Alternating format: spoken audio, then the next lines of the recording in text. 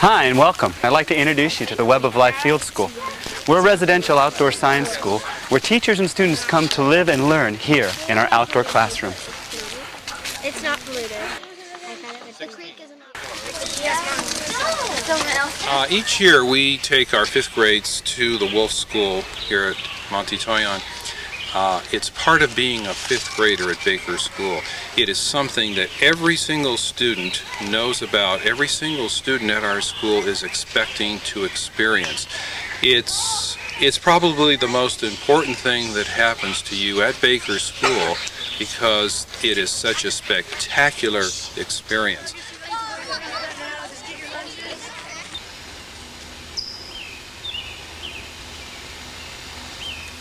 This week we will be a community working together, supporting one another, helping each other, and being a team and a group that is looking out for one another in this new school environment. You'll have an opportunity to share your wisdom with the other members of your community, and that's this group sitting right here in this circle, and you'll also have an opportunity to gain wisdom from the naturalists, from the teachers, from the chaperones, and a lot of wisdom from one another. The reason we sit in a lot of circles this week is because everybody here is important.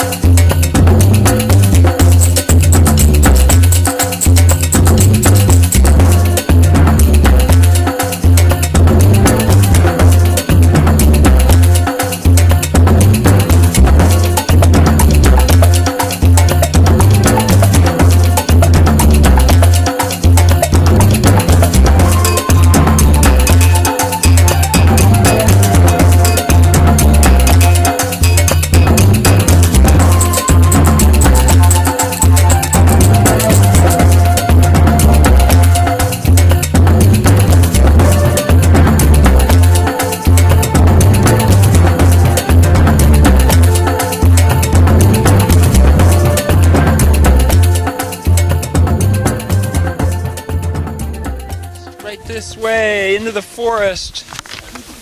Well, here we are amongst the tallest living things, the coastal redwood trees, Sequoia sempervirens. Take a look all the way up and all the way down. We're going to be learning a lot more about the redwoods this week, and one of the things that we're going to learn today about the redwoods is how these redwoods are all connected to one another, kind of like our group this week. They're all real nervous about this new home. A lot of them have never been away from home before, and they don't know what to expect.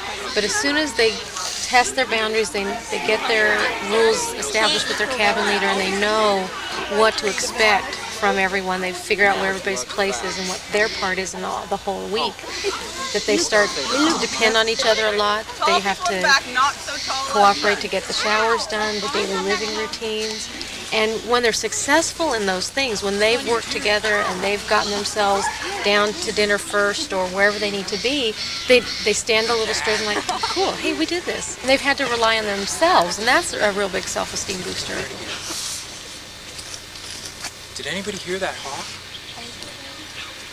I heard a Cooper's hawk. It went.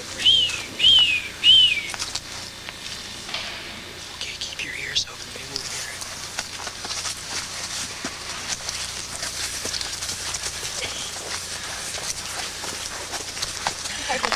Right there. What does it smell like? What does it smell like? It does at the female animals. Maybe so. I hadn't thought about that. Why is it The Stink-A-Lot plant. Hey, that's a good idea. Pop it in your mouth and tell me how it tastes. How do they taste, you guys? What about this juice? Tastes like lettuce. So good. There's no extra charge. They get to use so many more of their senses out here. The trunk of the bark's been shed, and to feel how cool it is. You know, they can taste, you know, a mint plant. You know, they can be shown by the naturalists which plants are edible and which plants they can actually taste. And we can't always hit all of the senses in the classroom. This is fun. What we're going to do, everyone in each of their groups is going to pretend that they're scientists. And this is going to help us get to learn a little bit about the area. Yeah, you know, the things that can happen out here that just don't happen in the regular classroom. You don't have the restrictions out here of the four walls and stay at your desk and only move to the science table. You have all of nature, all of the outdoors. And I think the thing that impresses me the most is that kids that have a difficult time in the classroom, sitting still, kids who in the classroom can't control themselves as far as bothering other people and breaking the classroom rules, out here become very tranquil, but at the same time, you know, they're searching the river bottom or they're checking over some trees in a very, very peaceful way. I think that's what hits me or strikes me the most here, the tranquility that seems to come over a lot of kids.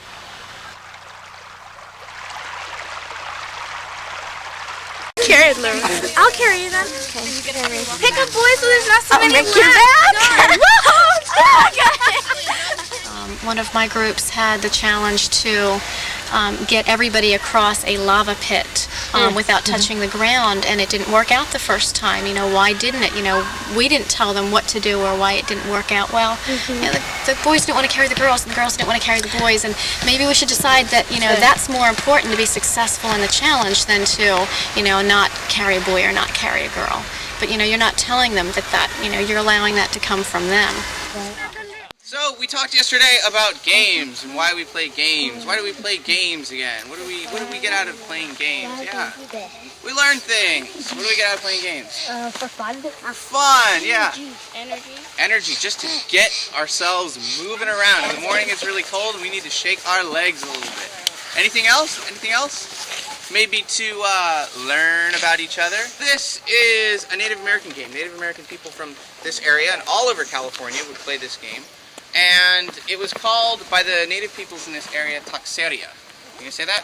Taxeria. Taxeria. And what was the name of the people that lived around here? Aptos. There was Aptos. Very good, very good. Aptos was the specific village here. What was the big kind of grouping name that people called? Ohlone. Ohlone.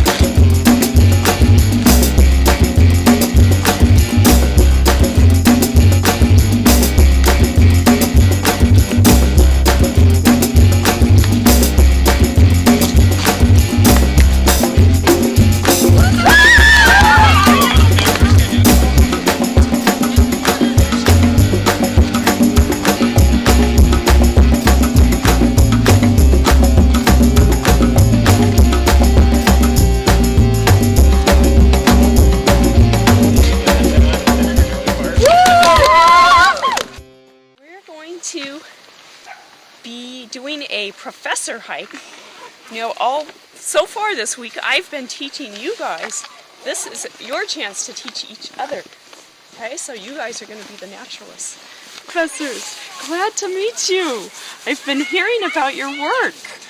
Yes, I've been hearing about a certain animal called the red-backed tree vole that spends its entire life in a redwood tree. It doesn't even have to come down, because it can get food from like the fungus growing on the redwood and seeds from the redwood seeds in the cones, and it can get water from like dew collecting and fog collecting on the redwood up high, and so it doesn't even have to come out of the tree and it can survive.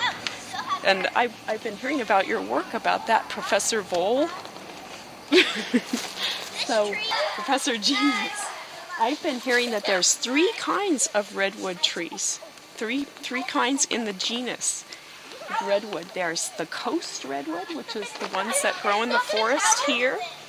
And there's giant sequoias that grow like in the central part of California, in the Sierras. And there's also dawn redwoods that grow in China.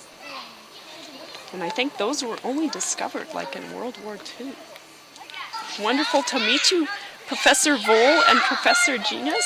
Can I shake your hands once again? It's such an honor, such a pleasure. I'm Professor Bart. And I'm Professor Needles. Welcome to our tiny office. Did you know that this redwood bark can only have 6 insects in it because it's so thick, and that no other insects can go in it, but in oak and pretty much every other plant. I don't think that's redwood, Professor Bach. This type of only 6, yeah. And like oaks and all these other trees, like it can't get this thing have a million insects in it. Okay. But this only has 6 that can go into it. Now go. Now I am Professor Needles. Did you know that each needle stick that you can get off the floor like this, in every space, and every space counts for a year that this stick has grown.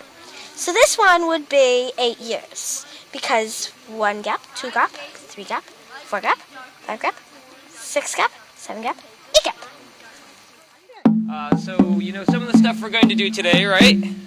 What are we doing? Low ropes and spiderweb. Low ropes and spiderweb and a bunch of other stuff in between.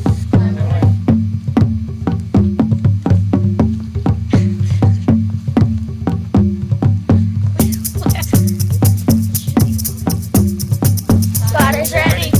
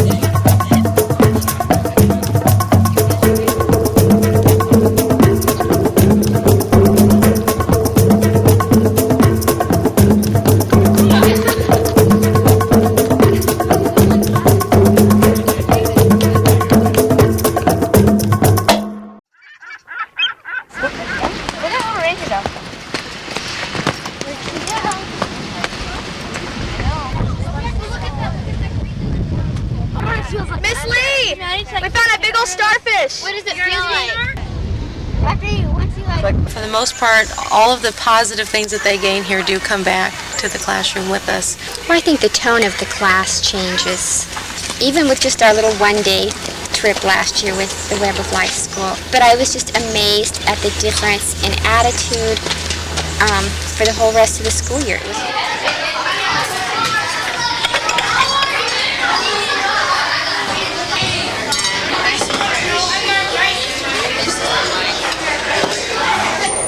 Across the street. That's right.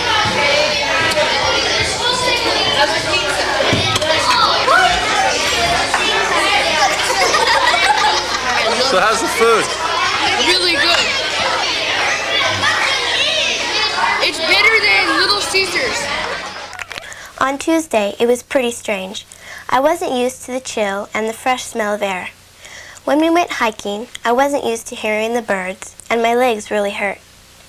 That day, I didn't really take much notice of everything. I just put one foot after the other. Food, Hannah, everything was all new. I wondered that day why I ever came. I guess that on the second day, I started to notice nature and its wonders.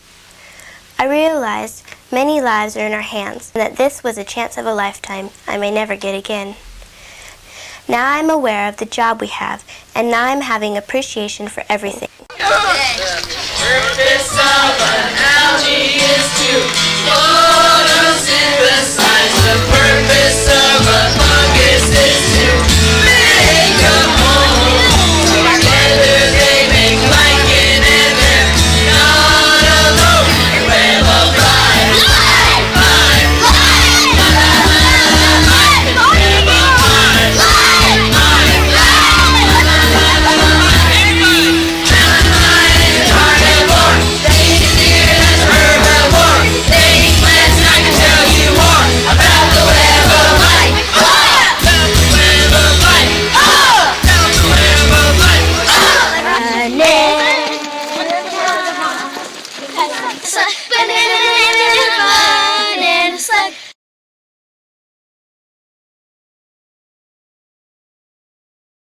There's algae, there's trees, and there's plants.